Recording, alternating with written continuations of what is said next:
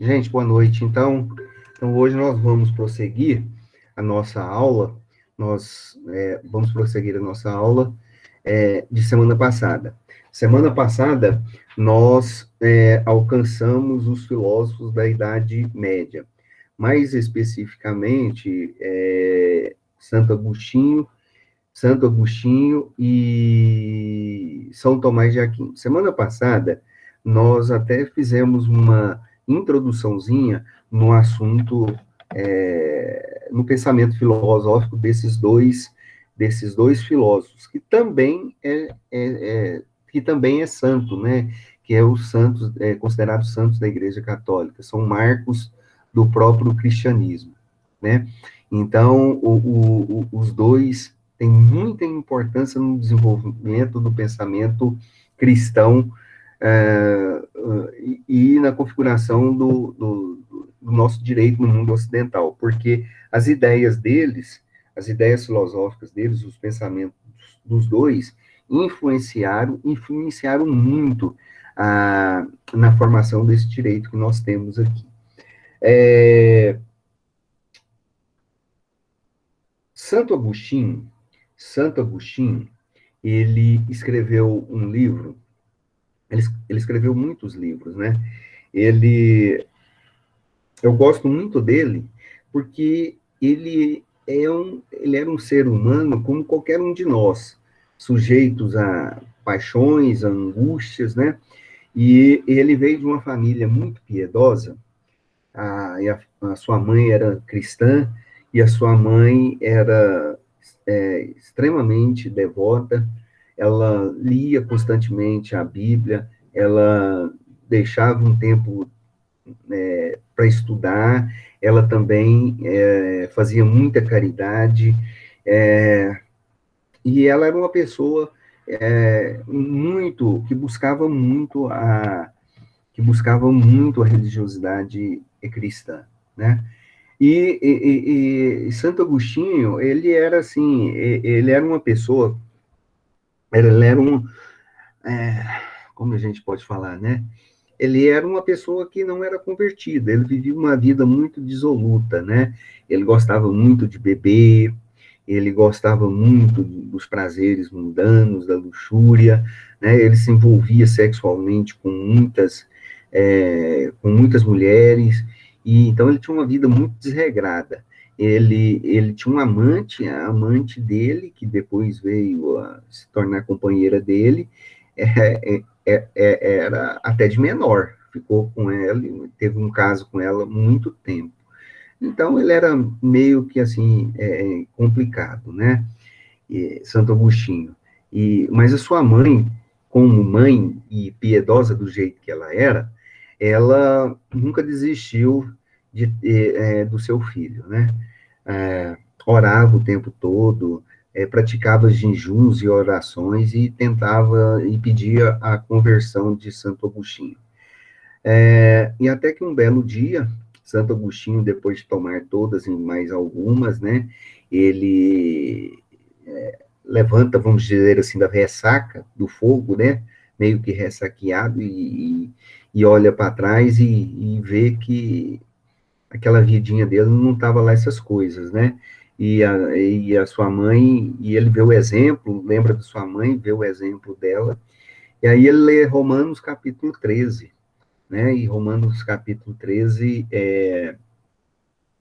apóstolo Paulo, exortando os irmãos lá da igreja de Roma, a todos aqueles que viviam de maneira dissoluta, aqueles que viviam bebedices, luxúrias, que iriam para o inferno, e aquilo impactou a vida de Santo Agostinho, e então ele se converte e se torna um grande pregador, e aí depois ele chega a se tornar bispo da igreja de Roma, numa cidade,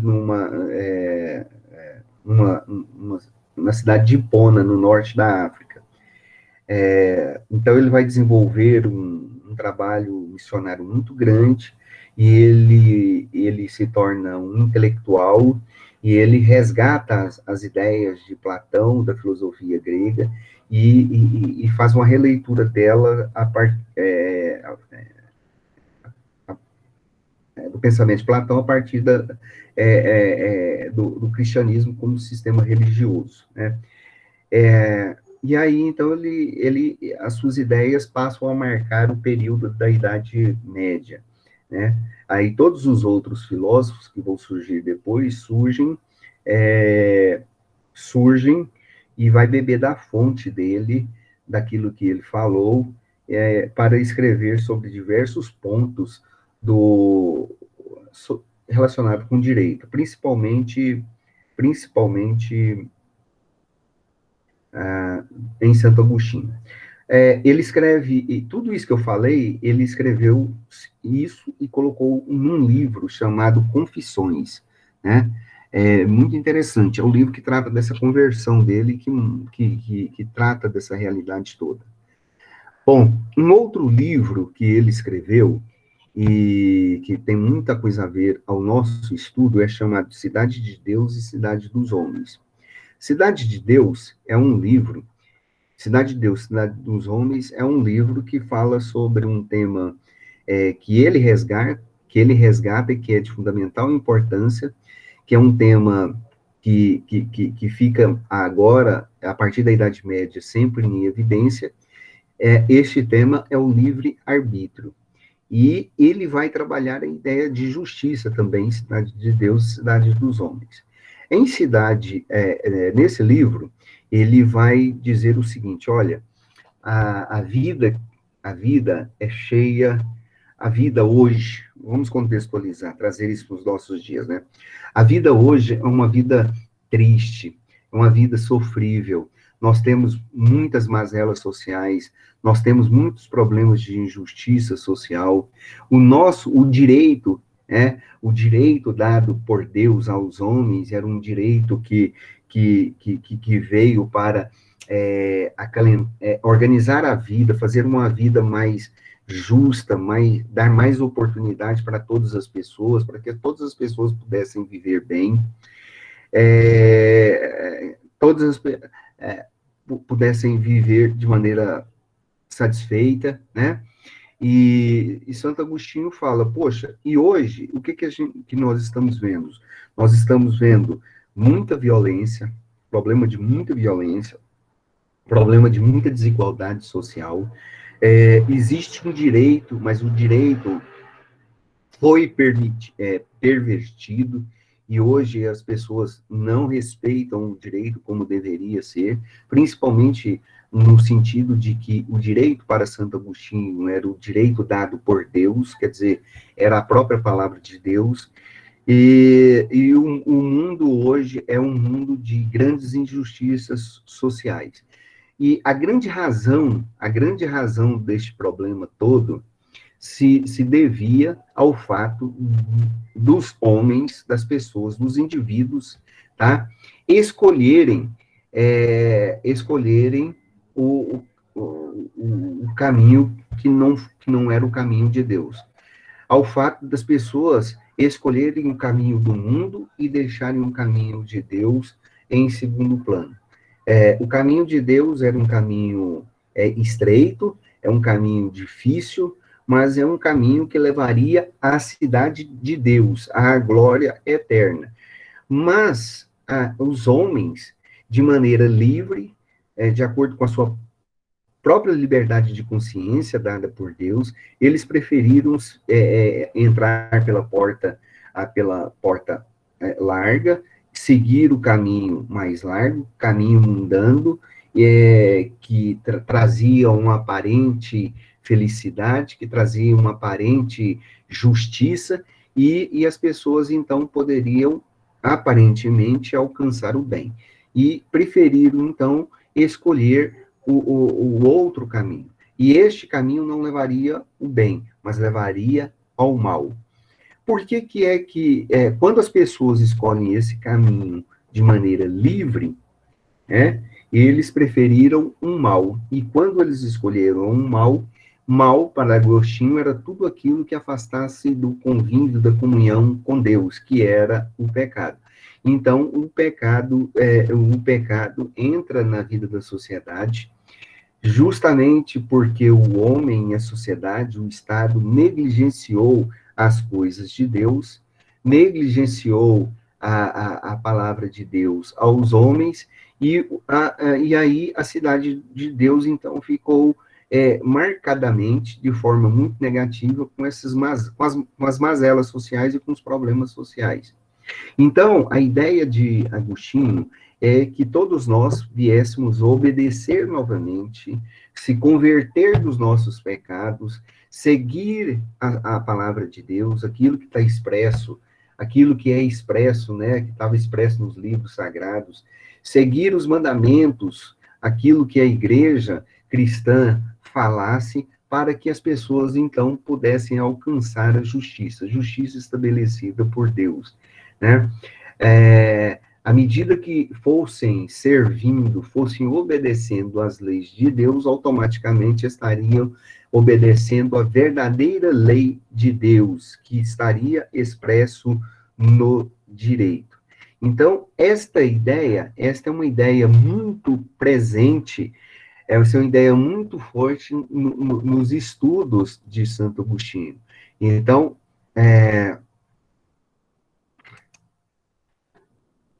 de Santo Agostinho. Vocês estão vendo esse slide aqui? Escrevem aí, por favor. Tá, não, professor. Não. Vou colocar na tela. Ah, tá, vou colocar, então. Eu tirei sem querer, né?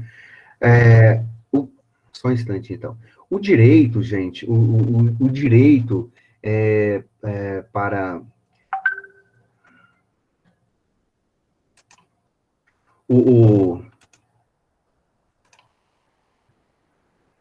Justiça, né? Justiça sem direito, aliás, justiça não existiria para Santo Agostinho se não houvesse a religião. Santo Agostinho falava que a religião era a própria palavra de Deus. Santo Agostinho avisava e dizia que a religião era a expressão de Deus, tá? Então, nós teríamos que obedecer e teríamos que prestar atenção nos ditames de Deus, né? Na aula passada, nós falamos com vocês que Santo Agostinho, ele bebe um pouquinho lá da fonte dos gregos antigos, né? Especialmente de Platão, quando Platão, ele trabalhou a ideia do mundo sensível e do mundo insensível, que vocês já viram lá em filosofia com o professor Tiago. E lá fala do mito da caverna, né? Então, a ideia é que o mundo insensível é o mundo ideal. O mundo ideal, para Santo Agostinho, era a cidade de Deus. O mundo material, o mundo sensível, o mundo que é observado, que é materialista, que é perceptível, este mundo está manchado por causa do pecado, está manchado pela violência, pelos problemas, né? Então, aos homens restariam, então, encontrar a verdadeira justiça, a justiça de Deus, pois a justiça da vida terrena, ela estaria corrompida, tá? Estaria corrompida. Embora, muitas vezes, o próprio Estado tivesse criado as leis, e as leis criadas pelo Estado eram consideradas leis divinas, acontece que o homem não tinha uma capacidade de formular, não tinha a capacidade de entender essas leis, justamente porque colocou Deus em segundo plano. Então, para Santo Agostinho, a verdadeira justiça, tá, gente? Ela só poderia ser encontrada na medida em que se buscasse, tá? Se buscassem a justiça de Deus. Essa seria a grande virtude. Lembram que nós falamos com vocês, na aula passada, que os gregos, todos eles, Sócrates, Platão e Aristóteles, principalmente, dava uma ênfase que o sujeito, o indivíduo, ele tinha que ter princípios éticos, morais, e a grande virtude de uma pessoa com caráter seria o justo, seria aquele que busca a própria justiça. Pois, na concepção deles, o justo é aquele que andava conforme a lei, criada e estabelecida para o bem da comunidade, para manter a igualdade de oportunidade, manter a igualdade de oportunidade entre todas as pessoas. Então, a ideia de justiça para os gregos, né, que as pessoas...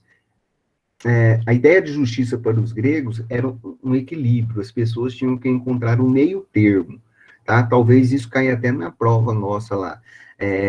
Aristóteles, depois de Platão, inclusive vai dar mais força nessa ideia aí, de que a justiça é o equilíbrio do meio termo, de um meio termo, de um equilíbrio, tá? Uma espécie de medida fixa para levar as pessoas a um mesmo nível de igualdade dentro da sociedade, né? Então, os gregos afirmavam que a justiça era uma qualidade. Esta qualidade tinha que ser buscada, essa qualidade tinha que ser predisposta pelas pessoas.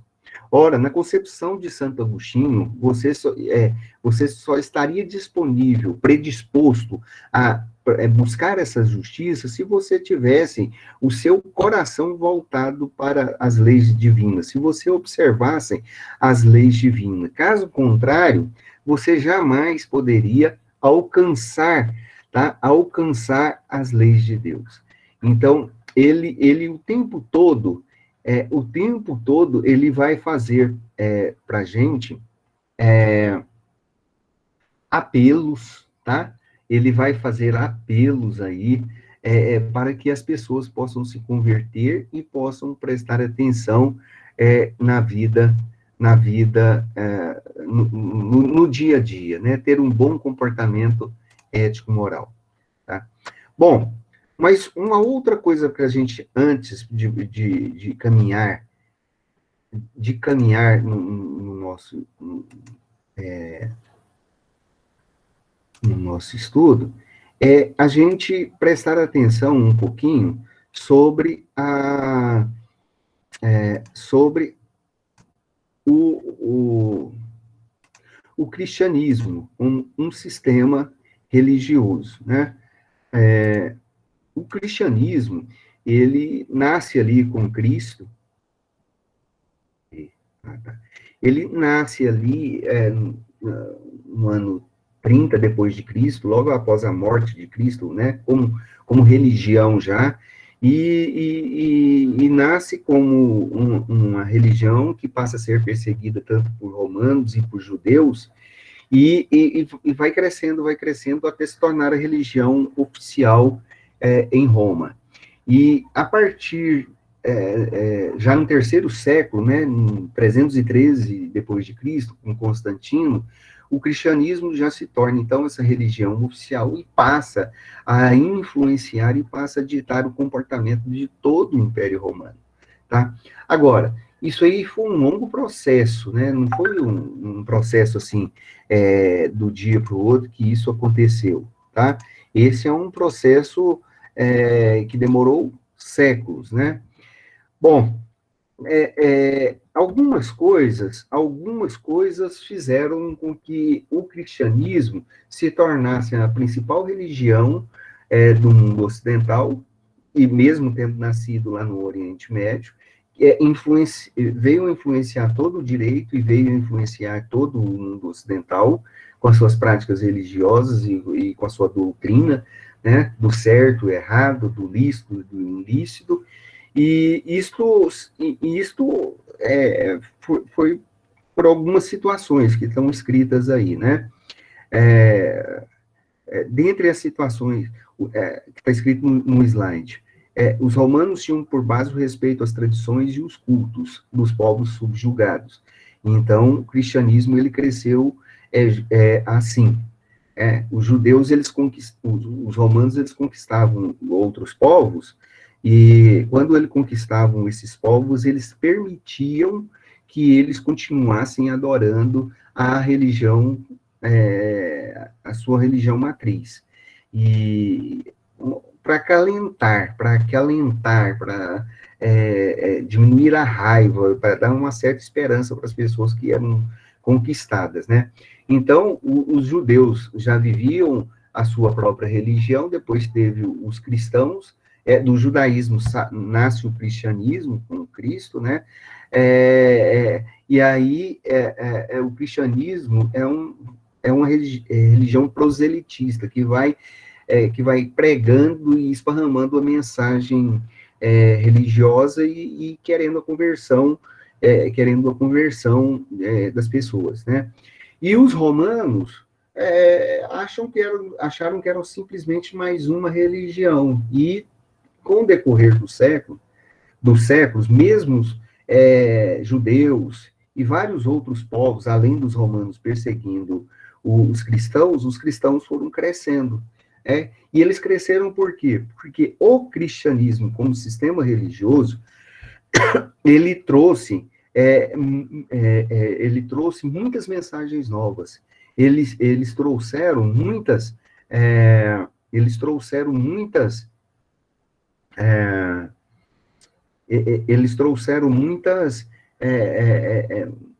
muitos temas que vieram ganhar espaço, que trouxeram esperança para o povo marginalizado e excluído daquela sociedade daquela época, né? Temas como escravidão, temas como o amor ao próximo, o respeito às mulheres, a valorização do estrangeiro, a valorização da criança. Então, temas de pessoas que eram excluídas e marginalizadas e discriminadas dentro da sociedade romana. Então, esta mensagem do cristianismo é uma mensagem de vanguarda, e essa mensagem ela vai sendo ditada, ela vai sendo transmitida. Quando lá em Roma o cristianismo se torna religião oficial, vão ser criadas leis, né? E essas leis, chamadas de direito canônico mais para frente, elas tratam literalmente dessa relação, elas tratam literalmente dessa questão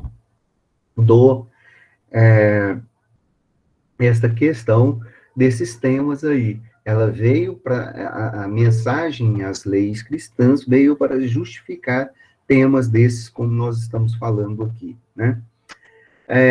Um outro ponto interessante é que o cristianismo assimilou a ideia dos judeus, e uma das crenças fundamentais é que eles esperavam um Messias Salvador que lhe daria uma Jerusalém celestial, uma cidade prometida, né? Então, uma das mensagens centrais do cristianismo é que vai vir um dia o Messias, que é o Salvador, vai resgatar todas as pessoas que vivem nessa cidade terrena, que vivem na cidade que está manchada pelo mal, e vai levar as pessoas salvas para a cidade prometida, para Jerusalém prometida, a Jerusalém celestial. E aí, quando Santo Agostinho escreve o livro, nada mais ele estava fazendo do que retomando o próprio pensamento já comum desde o início do primeiro século, tá? E essa ideia já está arraigada já no imaginário das pessoas, tá? E na medida que as pessoas vão se convertendo, essa ideia vai ficando muito mais forte, muito mais forte. Bem, o cristianismo cresce e se torna a religião oficial do Estado e gera várias consequências. A primeira consequência, que eu já citei há pouco instante, é que vai haver uma aproximação do direito com a teologia. Em que sentido? O cristianismo traz a ideia de que o mundo foi criado por Deus. Deus criou os homens e criou o universo, né? Criou os homens em imagem e semelhança de Deus e o universo como moradia, como casa de Deus, como obra da criação de Deus, né? Então, o mundo foi organizado por Deus e ele é governado por Deus, tá? E existe uma ordem divina, existe uma ordem natural que organiza. Existem leis da natureza que organiza a vida e faz com que a vida seja justaposta, que tudo que aconteça na vida seja mais ou menos seguindo os padrões da governança, da gestão de Deus. Pois bem, se o mundo é criado por Deus, o mundo precisa de uma organização. Essa organização é possível por meio do direito. O direito é a religião, né? Então, o direito é a emanação da ordem divina. E o Estado é a instituição divina que deve ser reconhecida pela razão, tá? E também pela revelação, tá? Então, as pessoas que governariam o Estado governariam porque é uma instituição necessária para manter a estrutura e para manter a ordem da sociedade, mas quem governasse deveria governar respeitando os direitos de Deus. Esta ideia foi passada pelo cristianismo.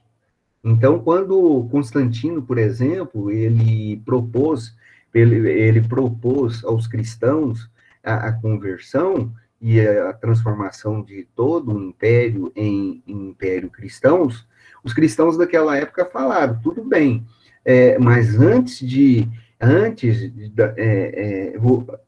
Constantino, você precisa se converter e entender que existe uma lei maior, que é a lei divina, e que esta lei divina é que mantém a estrutura da vida social. Isso significava dizer que Santo Agostinho deveria obedecer à lei de Deus e, lógico, todos os súditos o acompanhariam se fosse assim, né? Então, esse entendimento, ele é preponderante no início do cristianismo, no início do cristianismo, já no final do século II, e fica marcado na sociedade ocidental até o século XVI.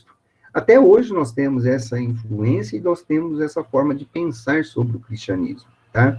Então, por isso, a partir dessa concepção, o cristianismo vai influenciando o próprio direito, pois o direito é a palavra de Deus. E, então, tudo que o direito expressasse deveria expressar a própria vontade de Deus. E o governante nada mais era do que aquele governante delegado por Deus, tá? Uma segunda consequência do cristianismo era a finalidade do Estado. O Estado tinha uma finalidade política, A concepção de Estado é uma finalidade política, tá? De realizar o bem social. Aqui, para a nova sociedade, a finalidade do Estado seria outra, deveria ser religiosa, ou seja, deveria garantir o bem comum na vida política, na medida em que as pessoas se convertessem ao cristianismo e obedecessem à própria lei de Deus. Então, se as pessoas quisessem chegar e alcançar a salvação, deveriam obedecer a Deus. Então, o objetivo do Estado não mais seria levar as pessoas à realização do bem comum, como pensavam os judeus. Mas o objetivo do Estado, a finalidade do Estado seria levar a sociedade à conversão, a obedecer à instituição de Deus, que era a própria igreja, tá? Que era a própria igreja. Bom, outra outra questão muito interessante, que nós já debatemos e falamos com vocês na aula passada, era a ideia do direito natural, né? Nós falamos para vocês que os gregos pensavam que todos eles achavam da ideia do direito natural. Direito natural são alguns direitos inerentes a qualquer, para os gregos, eram direitos inerentes à pessoa do homem. O homem já nascia com esses direitos, ele já, naturalmente, na sua própria natureza, ele já tinha esses direitos identificados em si. E a origem desses direitos era fruto da própria razão, era a criação da própria polis, era a criação do próprio ser humano, tá? Essa é uma ideia, ok? Esta é uma ideia aí de direito natural para os gregos. Os cristãos têm a mesma ideia, de direito natural. Os homens nascem com o direito inerente a ele, vários direitos naturais, direitos de vida, direitos de paz, de liberdade, de igualdade, etc. Só que, para os cristãos, esse direito é vontade de Deus. Esse direito é a própria vontade de Deus, é o princípio de todas as coisas.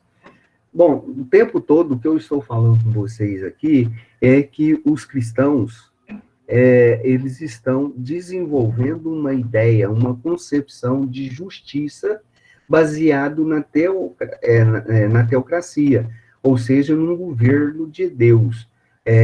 Então, a concepção de justiça passaria pelas ideias, aqueles temas que eu falei anteriormente, aqueles temas de amor, de caridade, de paz, de fidelidade, de honradez, princípios esses da própria fé cristã. Mas a lei de Deus era uma expressão, a lei do Estado era uma expressão da própria justiça de Deus.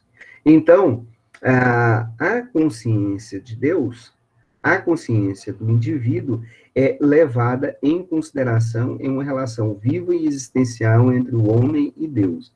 Ou seja, o cristianismo afirmava, bom, isto é o que é, o direito natural que existe é um direito criado por Deus, mas os homens aceitam isso de acordo com a sua devida consciência. Isso é importante porque isso está impactando a ideia de responsabilidade, de direitos e obrigações, que é inerente a qualquer indivíduo. O indivíduo ele tem responsabilidade, tem o dever de cumprir aquilo que está estabelecido no direito, tá? Bom, e tem um período, então, o cristianismo tem um período, nós temos dois períodos, né, na Idade Média, que vai impactar basicamente essa ideia do cristianismo impactando no próprio direito. E esses dois períodos é dividido didaticamente em duas partes na Idade Média, que é a patrística e a escolástica. A patrística a patrística, ela vai ali de Paulo de Tarso até o período de, mais ou menos, de Santo Agostinho. Então, nós já falamos aqui de Santo Agostinho, Paulo de Tarso também é importante. Nós tivemos outros filósofos ou teólogos cristãos, né, como queiram. Inclusive, o autor do nosso livro, Carlos Bittar, ele fala de filósofos cristãos, né, mas como queiram. Então, nós tivemos esses dois importantes, Paulo de Tarso, né, Paulo de Tarso foi o grande missionário do cristianismo. Foi ele que bebeu da fonte do cristianismo e ele fez uma releitura da vida e obra de Jesus e esparramou a mensagem do cristianismo em todos os cantos da Terra, principalmente na Ásia, na Europa e norte da África, né? Então, o Paulo de Tarso é muito, muito importante na criação do próprio cristianismo. E ele falava: os homens justos não são aqueles homens que agem com justiças, mas aqueles que estão sobre a graça de Deus. Ou seja, a ideia que ele tinha é que a pessoa que obedecessem a Deus e seguisse o plano de Deus, esse era o homem justo, esse era o homem correto, e esse era o homem que era, esse que era um homem que, que era agraciado com a graça, que é agraciado com a graça de Deus, né? E aí ele vai dizer que a fé e a palavra de Deus estariam acima das leis humanas que eram criadas pelos próprios homens, atos humanos, né? E ele vai dizer que todo poder pertence a Deus e esse poder não poderiam estar nas mãos de Deus. Ainda continuando, ele fala: a autoridade do Estado deveria ser reconhecida, então, por todos os homens, já que o Estado era uma própria criação de Deus. Isso que nós estamos falando é algo propedêutico, introdutório, sobre aquilo que vai ser legitimado mais tarde, na Idade Média, como a igreja sendo a fonte da autoridade, pois a igreja é uma instituição criada por Deus com o objetivo de ser a expressão e a própria palavra de Deus aos homens. Tá? E aí nós já falamos para vocês, né? Só para a gente terminar aqui Santo Agostinho, para Santo Agostinho, a lei terrena, então, deveria estar subordinada às leis de Deus, tá? Às leis divinas.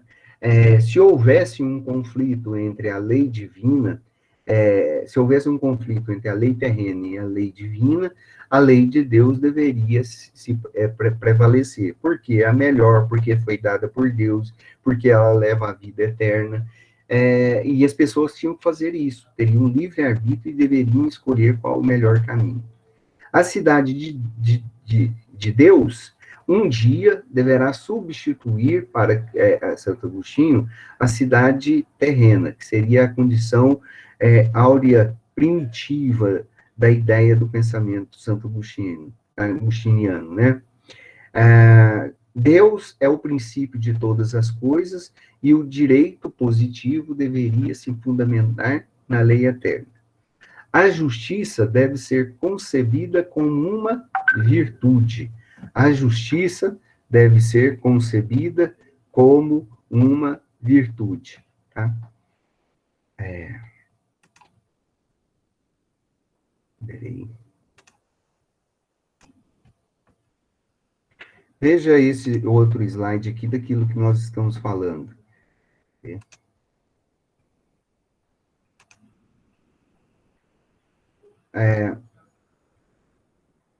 Por que a justiça deveria ser concebida como uma virtude, tá? Porque as leis humanas, elas são específicas, perecíveis e circunstanciais. Elas são específicas para atender determinadas demandas e necessidades, elas são perecíveis, quer dizer, ela tem um fim, ela acaba, e elas são circunstanciais, elas são criadas, ou elas acabam, elas são legitimadas, ou não, de acordo com as circunstâncias, né? A lei divina, ela é universal, ela é irrevogável, ela é perene e ela é inexorável, tá? Aquilo que nós falamos, tá? As pessoas devem escolher o seu próprio caminho. As pessoas devem buscar ter responsabilidade e buscar o melhor caminho, tá? A essa busca, a essa liberdade de juízo, né, arbítrio, liberdade de juízo, liberdade de escolha, é uma capacidade que Deus deu a todos os homens, não somente aqueles que são seus filhos ou seus servos, como Santo Agostinho falava, mas ele deu a todos os homens, e os homens, então, deveriam escolher o melhor caminho. O melhor caminho é o caminho da benevolência, é o caminho da tolerância, é o caminho da caridade, da compreensão, do amor, né? Enquanto que a justiça do homem é sempre transitória e ela é sempre uma usurpação de poder, né? É interessante que ele vai falar que muitos governantes, eles não estavam, muitos governantes, eles procuravam chegar e conquistar o poder ali governar, e governava às vezes com muita dura serviço, usando a linguagem bíblica, com mão forte, colocava o cabresto no povo, né? Então, eles usurpavam do poder, né? Eles usurpavam o poder. Então, o homem deveria escolher qual era o melhor caminho. E ele falava, o melhor caminho é o caminho da lei divina, tá? Bom, se a lei humana manda algo diverso da lei divina, é lícito ao homem desobedecer à lei humana? Sim, como nós já falamos, né? Sim. Como também falamos, Santo Agostinho cristianizou Platão, né? A ideia de Platão, então, é do mundo sensível, do mundo insensível, o mundo material e o mundo imaterial. Então, Santo Agostinho, ele dá ênfase na abstração, no espírito, né? As pessoas não devem ser como fariseus, hipócritas, que se mostram como pessoas boas, que fazem bens, mas que, quando os outros viram as costas, eles fazem o mal, né? Então, muitas vezes os fariseus, eles têm essa atitude.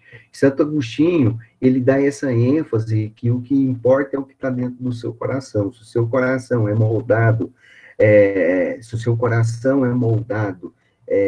pelos princípios cristãos, princípios e valores cristãos,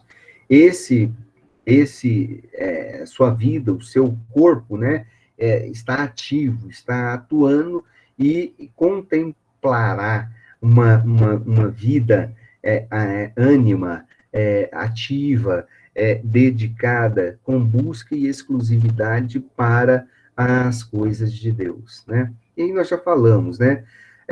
Tem a cidade dos homens, a cidade dos homens é maculada pelo pecado original. As leis dos homens é uma lei temporal, que se esvai no tempo. Além de se esvaírem no tempo, essas mesmas leis, elas são imperfeitas por uma série de razões, tá?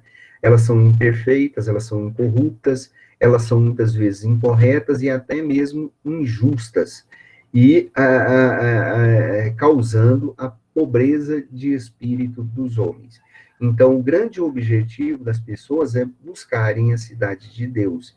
A cidade de Deus é uma cidade que é governada pelos princípios e ditames de Deus, que é uma lei eterna e que leva à vida eterna, tá? Livre-arbítrio, gente, é importantíssimo, vai cair isso na prova, né? Essa ideia de livre-arbítrio é uma ideia fundamental no pensamento do direito moderno. O sujeito fez o que fez, ele teve o livre-arbítrio, ele teve as suas escolhas, tá? Então, o livre-arbítrio é a vontade que governa, segundo Santo Agostinho, a vontade que governa o homem. Ela atua contra ou a favor da lei divina. Logicamente, depende muito da sua escolha, né? Bom, e aí um exemplo. Você pode ou não escolher matar e não matar, mas se matou, vai ter as suas responsabilidades e poderá receber várias penas e sanções a respeito disso daí. E aí tem um juízo final, né? Mostrará quem usou o livre-arbítrio de acordo com a lei dos indivíduos, né? A lei divina. Ok?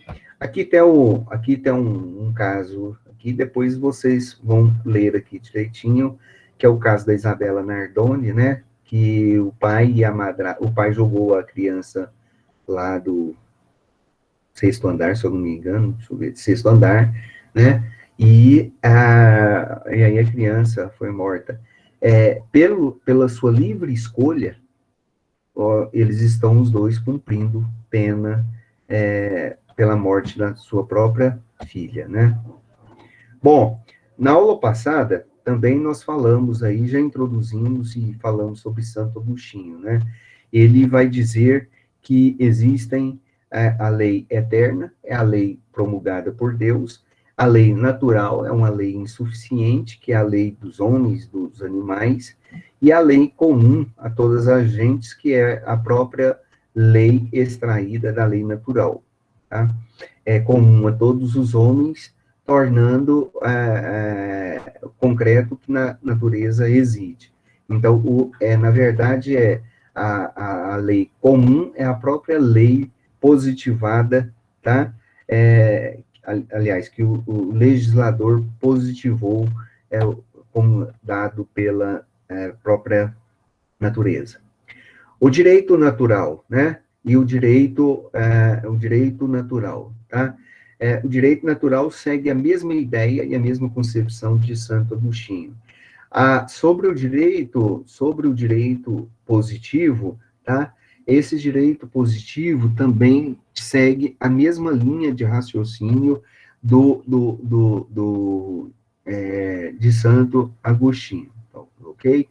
Só que ele é um pouco mais materialista, porque ele busca mais sobre as obras de Aristóteles, né? E Aristóteles era mais um pouco materialista, né? Então, por exemplo, a propriedade privada, o que Santo Agostinho fala sobre a propriedade privada, né? O legislador, ele deveria criar leis justas para a distribuição equitativa dessa propriedade privada.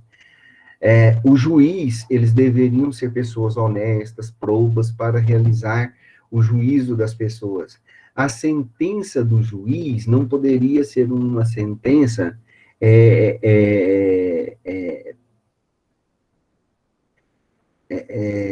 com sentido público, onde todas as pessoas sofressem a influência daquela sentença do juiz, mas deveria estar relacionado com um caráter, com uma lei mais particular, tá?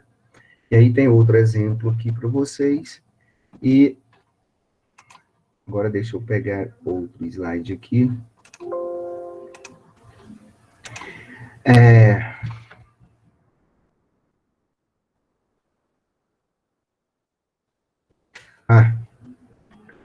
Bom, esses pensamentos de Santo Agostinho, o pensamento de Santo Agostinho, tá, gente? E o pensamento de São Tomás de Aquino, eles ficam preponderantes até o século XV.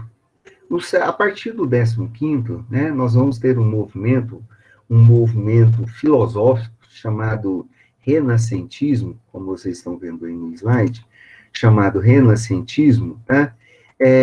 Nesse renascentismo, o pensamento filosófico, ele busca para colocar o homem como tema central, colocar o homem como o centro do próprio universo. Então, a ideia deste período aqui, que deste período chamado de humanismo,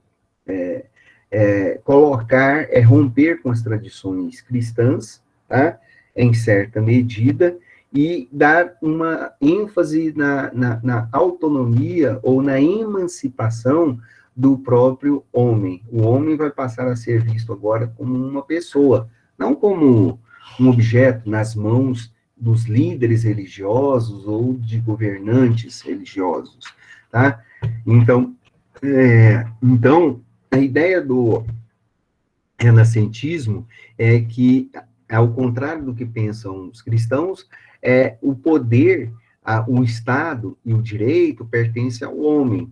Isso aí é porque eles retomam a concepção dos gregos no terceiro século antes de Cristo. Então, o homem agora já está sendo colocado no meio, no centro de todas as coisas. Esta ideia de autonomia do homem ganha força e se consolida lá no iluminismo. Quando nós estivermos falando sobre o iluminismo, a gente comenta mais um pouquinho a respeito disso. Neste período também, né, isso vai provocar uma série de movimentos reacionários questionando o poder e a autoridade da igreja em relação ao Estado moderno, né, em relação aos Estados nacionais, melhor dizendo, né. Um movimento que vai ganhar muita força de questionamento dessa estrutura de poder é o movimento da Reforma Protestante. Então, em 1517, Lutero, Martinho Lutero, né, ele é um frade, ele vem e vai protestar contra essa autoridade da igreja, do poder e da autoridade da igreja, né? Então, ele vai protestar diante da Catedral de Wittenberg, do qual ele pastoreava, e ali ele rompe com a igreja católica. Isso é muito importante, tá? Isso é muito importante, porque neste rompimento, ele afirmava que a própria igreja estava perdida por sua complacência com os atos dos homens poderosos e com a corrupção do clero, né? E aí ele rompe com essa estrutura toda aí, tá? E volta a afirmar que o governo dos homens é uma autoridade boa, tá? Porque deriva da própria vontade divina e que se deveria respeitar o direito, porque o direito é legitimado por Deus, tá? Aí ele traz um debate muito interessante sobre a questão do poder. Então, ele retoma esta ideia de que o poder seria bom desde que seja submetido à própria vontade de Deus. Agora, isso do ponto de vista político, isso é importante, por quê? Porque isso aí é um rompimento com essa estrutura de poder. E, logicamente, nós temos uma outra concepção de direito que vai surgir nesta época.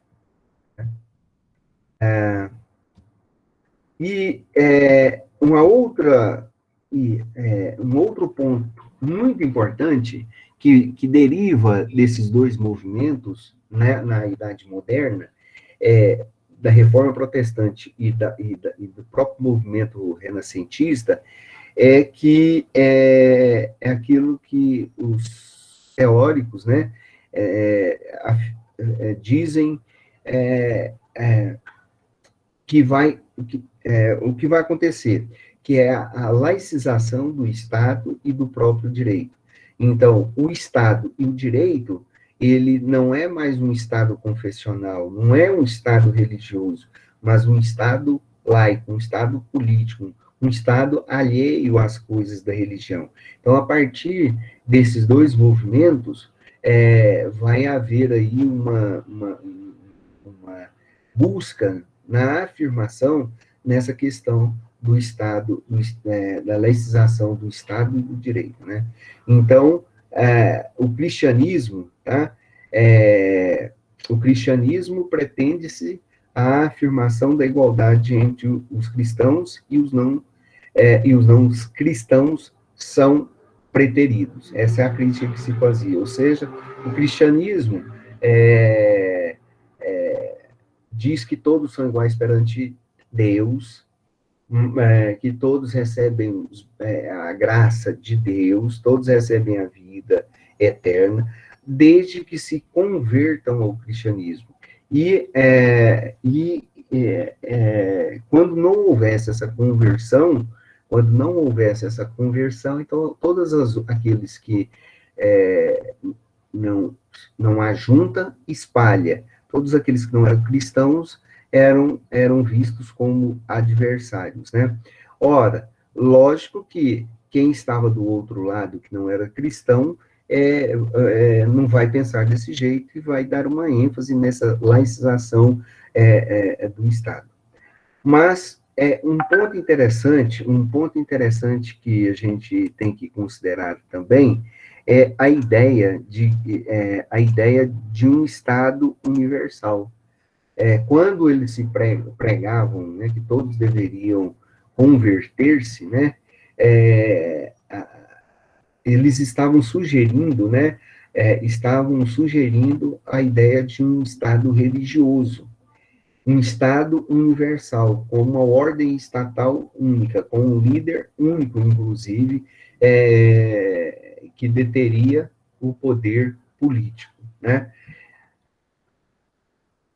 É lógico que as outras forças do Estado, do poder do Estado, logicamente não vão ver isso com muito bom, não vai ver isso com muito bons olhos, né? Um dos pensadores que vai romper com essa estrutura, aí vai ser Maquiavel. Maquiavel nós já falamos com vocês lá em Ciência Política, né? Maquiavel vai trazer a ideia para nós de que a noção de justo deve ser algo da ordem da política, que deve residir na manutenção e na unidade do governo, tá? O que ele está querendo, o que ele vai falar para a gente é política é de um lado, religião é outro. A religião tem a sua importância e ela trata de aspectos religiosos. E a política, ela trata do Estado. Estado e religião têm que ser alheios. O direito, então, o direito o direito não deve ser fruto da atuação do pensamento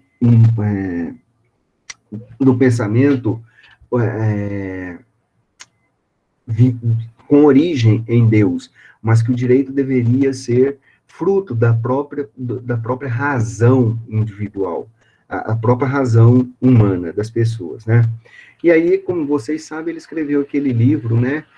O Príncipe, o objetivo dele era dar o conselho para o príncipe, e ele fala: o príncipe deve ser aquele que exerce o poder de forma virtuosa, não por buscar o bem, mas aquele que procura dar estabilidade ao governo e separar as questões políticas das questões religiosas. Né? Ok?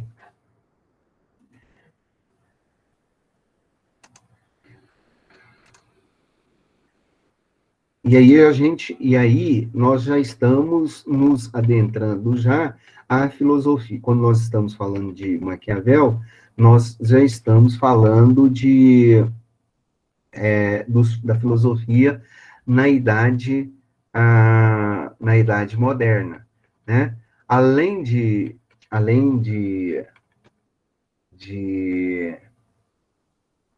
Maquiavel, nós temos outros, né? Nós temos outros filósofos também importantes. Mas só para destacar para vocês, né? Maquiavel, na esteira do Renascimento, que é uma busca, que é um resgate às ideias da filosofia grega, afirmava a importância do homem, afirmava a importância do ser humano, né? Então, logicamente, ele vai falar que o homem é importante, que a religião é fruto da racionalidade do homem, da criação do próprio homem. Bom, e que a coisa do Estado deveria ser, que a religião deveria ser muito mais um foro privado. E aí, nesse sentido aí, né, por exemplo, aí nós temos aí, por exemplo, outras questões que Maquiavel vai falar a respeito do direito. O tema central, por exemplo, a noção do justo em Maquiavel não é uma questão de ética, de moral. Ser justo não é ter uma boa conduta ético-moral, mas para Maquiavel, ser justo está muito mais relacionado com a ideia, com a noção de ordem política, tá? Então, a ideia, como nós falamos, nessa manutenção da ordem política, é a ideia de manutenção da própria unidade do governo, né? Maquiavel está preocupado, né, com o mundo político e da sua realidade. Nós já falamos isso, né? Ele não está preocupado em remeter-se sobre coisas para o mundo além para a transcendência, nada disso, né? Ele está alheio às especulações religiosas, ele está alheio às coisas futuras, né? Maquiavel está preocupado com aqui e agora. O direito para Maquiavel, tá, está relacionado com a questão da própria atuação do homem, né? As noções de igreja, a noção de igreja, as coisas da igreja devem ficar, então, em segundo plano. Tá? O objetivo do governante é manter e conquistar a ordem, né? Nós já falamos. O que é política? Política é a arte de conquistar e manter-se no poder, né? Tem um outro autor que depois nós vamos falar na próxima aula, deixa eu ver se eu tenho um slide dele. Não está aqui, mas depois a gente fala. Um outro autor muito importante é Jean Bodin, ou Jean Bodin, né? Ele é um pensador francês e ele escreveu Leis da República, tá? Ele era contemporâneo de Maquiavel, só que Maquiavel era italiano e Bodin era francês, né? Bodin, ele dá muita força, ele fala muito sobre a soberania, tá? A soberania é o poder de governar. Então, para Maquiavel, para Bodin, a soberania deveria ser utilizada na conquista, tá? E no governo do próprio Estado. A soberania era a marca do poder da própria república, tá? Que era marcadamente governada por um poder temporal,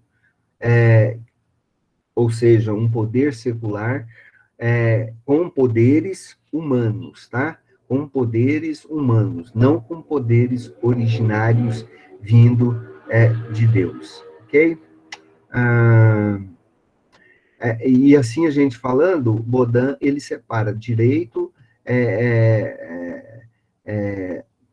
inclusive da própria lei. Para Bodin, a lei, ela era diferente do direito, porque o direito é equidade, e lei corresponde à ideia de soberania, lei corresponde à ideia de governança de Deus, né?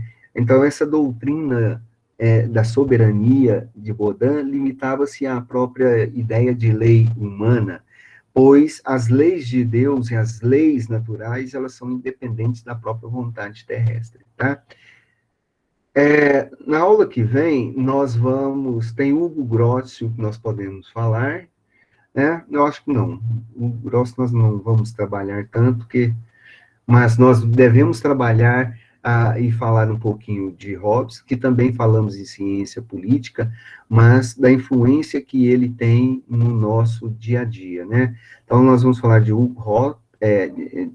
Hobbes, Thomas Hobbes, depois nós vamos falar de John Locke e de Rousseau. E aí a gente vai gastar um tempinho maior em Immanuel Kant, já ainda na Idade Moderna. Só que em Immanuel Kant nós vamos ver na segunda VA, porque fica muitos filósofos para a gente trabalhar. Então, na próxima aula, a gente vai trabalhar esses filósofos aí.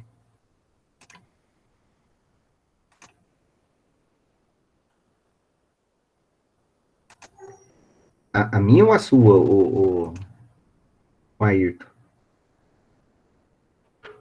Deve ter sido porque eu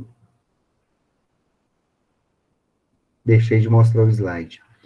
Bom, gente, olha, então nós vamos ficar por aqui hoje, ok? Nós vamos ficar por aqui hoje. semana que vem eu faço uma retomada, tá? Eu devo gravar uma aula assíncrona para vocês, tá? Eu vou gravar uma aula, eu vou postar lá para vocês, vou deixar ela durante a semana disponível, e na semana que vem vai dar dia...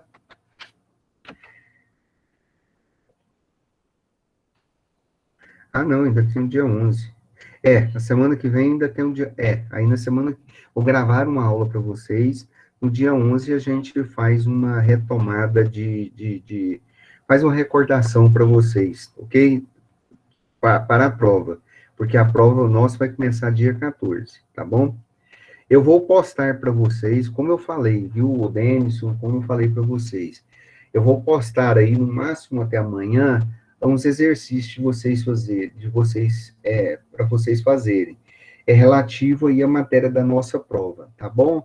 Aí vocês leiam o material, faça como a Lorena fez, baixe o livro no computador, dependendo do celular, não vai abrir no celular mesmo, mas abre isso aí no computador, e é em cima do livro, tá? Que nós vamos trabalhar essas perguntas. Cada capítulo, se eu perguntar alguma coisa de Aristóteles, vai lá no capítulo de Aristóteles, tá?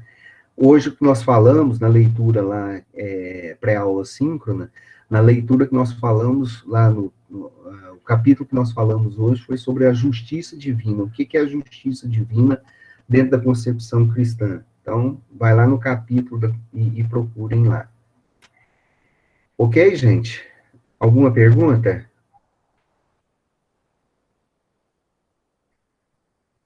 Vocês estão aí ainda? Não? Márcio, tá? Tudo bem?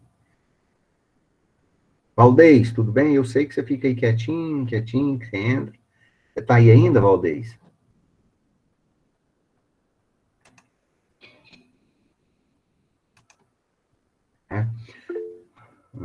Beleza. Muito bem.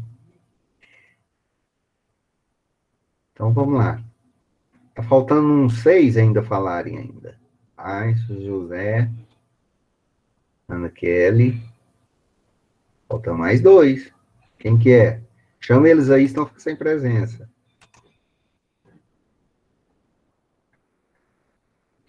Ó, anotei todo mundo que tá aqui, tá? Os 19 que tá aqui. A Débora, muito bem. Fica fazendo o teste para saber se a gente está aqui. Ó, vou te falar um negócio para vocês. Dar aula para computador é o troço mais complicado do mundo, viu? Você já fez isso?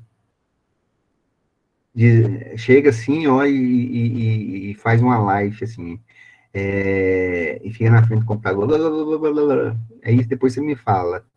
Aí eu faço o teste de vez em quando para saber se eu não estou falando para computador, né? Entendeu, Felipe?